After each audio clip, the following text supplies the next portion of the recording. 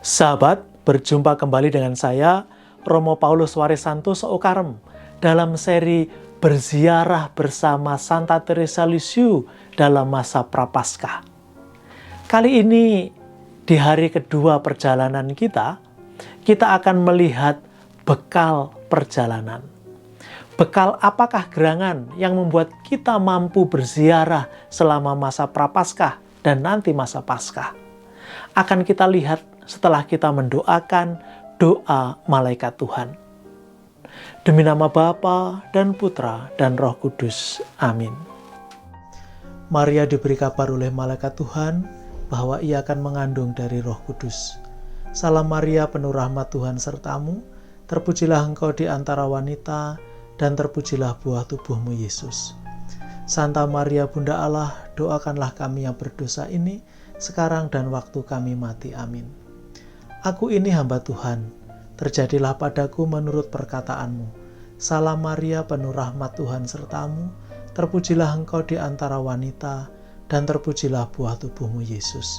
Santa Maria Bunda Allah, doakanlah kami yang berdosa ini, sekarang dan waktu kami mati. Amin. Sabda sudah menjadi daging dan tinggal di antara kita. Salam Maria, penuh rahmat Tuhan sertamu, terpujilah engkau di antara wanita, dan terpujilah buah tubuhmu Yesus. Santa Maria Bunda Allah, doakanlah kami yang berdosa ini, sekarang dan waktu kami mati. Amin. Doakanlah kami ya Santa Bunda Allah, supaya kami dapat menikmati janji-janji Kristus. Marilah kita berdoa. Ya Allah, karena kabar malaikat kami mengetahui bahwa Yesus Kristus Putramu menjadi manusia, curahkanlah rahmat-Mu ke dalam hati kami, supaya karena sengsara dan salibnya, kami dibawa kepada kebangkitan yang mulia, sebab Dialah Tuhan dan pengantara kami. Amin. Sahabat, melakukan sebuah peziarahan, satu hal yang tidak boleh kita lupakan adalah bekal. Setelah kita tahu mau kemana kita pergi, mau kemana kita berziarah, kita harus menyiapkan bekal yang cukup. Kalau Anda berziarah ke daerah yang dingin, Anda harus menyiapkan bekal, salah satunya adalah jaket. Juga pengetahuan mengenai situasi di sana. Maka biasanya kalau seseorang mau ikut ziarah, apalagi ke luar negeri, maka mereka akan dikumpulkan terlebih dahulu sebelum pemberangkatan. Beberapa hari sebelumnya, mereka akan diperkenalkan. Di sana nanti makanannya bagaimana, cuacanya bagaimana, situasinya bagaimana, agar peserta ziarah itu bisa menyiapkan bekal yang pas, daripada salah membawa bekal. Demikian juga peziarahan iman kita. Nah, Santa Teresa Lisieux mengajari kita satu bekal yang luar biasa. Bekal itu adalah mana dari surga, Sang Sabda sendiri.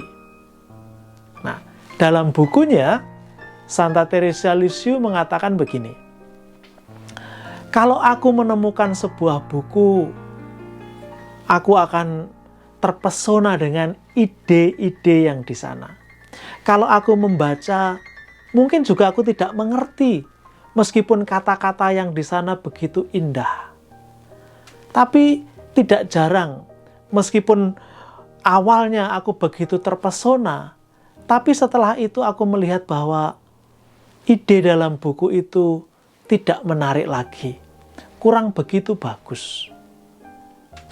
Dari sekian banyak sumber-sumber yang memberi kesegaran pada jiwaku, yang memberi kekuatan pada hidupku, yang memberi seperti support, seperti tenaga untuk hidup doaku, tidak ada yang melebihi kitab suci. Begitu dikatakan oleh Santa Teresa. Lalu dia memerinci lagi. Dalam bagian kitab suci itu, Injil lah yang begitu kuat peranannya. Injil memberi bekal yang begitu kuat untuk aku bawa dalam doa, untuk aku meditasikan. Karena kemudian Injil itu tidak memerlukan cara-cara yang hebat untuk berbicara kepada jiwaku. Rupanya Allah sendiri sudah menanamkan Injil itu dalam hatiku. Dia bersuara dari dalam. Dia mengingatkan dari dalam. Maka membuat aku begitu lekat, begitu tercekat dengan sabdanya. Dan itu sungguh memberi sumber kekuatan, memberi bekal yang tak akan habis-habis dalam perjalanan ziarahku. Itu bekal yang disarankan oleh Theresia Lisieux, bahwa sabda sudah menjadi daging, sabda mewujud, dan dalam kitab sucilah kita menemukan sumber kekuatan, makanan rohani yang tak habis-habis. Meskipun setiap hari kita geluti, kita makan, kita ambil, kita sesap, sumber kekuatannya tidak pernah habis. Sahabat, ada 2 teks kitab suci yang singkat saja yang bisa kita jadikan pegangan bahwa kitab suci itu adalah bekal hidup yang tak akan pernah habis daya kekuatannya. Saya ambil dari Perjanjian Lama dan Perjanjian Baru. Dari Perjanjian Lama, dari kitab Yesaya bab 40 ayat 8. Begini bunyinya. Rumput menjadi kering, bunga menjadi layu, tetapi firman Allah kita tetap untuk selama-lamanya. Wow, bekal yang tak akan pernah mengering, tak akan pernah layu. Kemudian, dari teks Perjanjian Baru, saya ambil Injil Matius, bab 24 ayat 35. Dikatakan begini, langit dan bumi akan berlalu, tetapi perkataanku tidak akan berlalu. Masih kurang apa? Masih ragukah kita untuk menjadikan sabda Tuhan itu sebagai bekal utama perjalanan peziarahan iman kita? Aksi prapaskah yang bisa kita buat untuk hari ini, untuk malam ini sederhana. Kita mau membuat niat untuk setiap hari membaca kitab suci. Mungkin tidak perlu panjang-panjang. Kalau ada orang yang membaca 1 bab 1 hari, ya kita bisa mungkin 1 perikop 1 hari. Lalu nanti berkembang 1 bab 1 hari. Jangan bingung dengan teks-teks yang membuat Anda tidak paham. Baca saja. Dibaca saja, suatu saat itu akan berbicara sendiri kepada kita. Itu seperti kita memasukkan kata-kata ke dalam hati.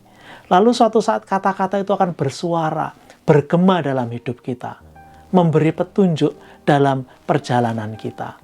Maka mari kita niatkan untuk membaca kitab suci, 1 perikop atau 1 bab sehari.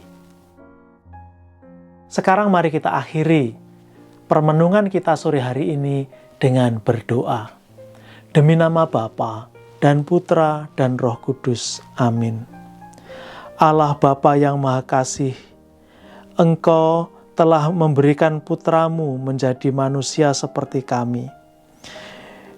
Engkau telah memberikan putramu untuk menjadi teladan, menjadi inspirasi yang kami temukan dalam kitab suci. Sabdamu sendirilah yang menguatkan langkah-langkah kami, yang memenuhi kami ketika kami sedang terjatuh. Sabdamulah yang menguatkan dan membuat kami bangkit lagi. Ketika pikiran dan hati kami terombang-ambing, sabdamulah yang membuat peneguhan, yang menguatkan kami untuk mengambil keputusan. Ya Tuhan, aku mohon, semoga setiap hari aku tidak mau memalingkan diri selain memandang sabda-Mu sendiri. Biarlah sabda-Mu menjadi makanan bagi kami setiap hari. Biarlah hidup kami dikuatkan oleh sabda-Mu, kini dan sepanjang segala masa. Amin. Demi nama Bapa dan Putra dan Roh Kudus. Amin.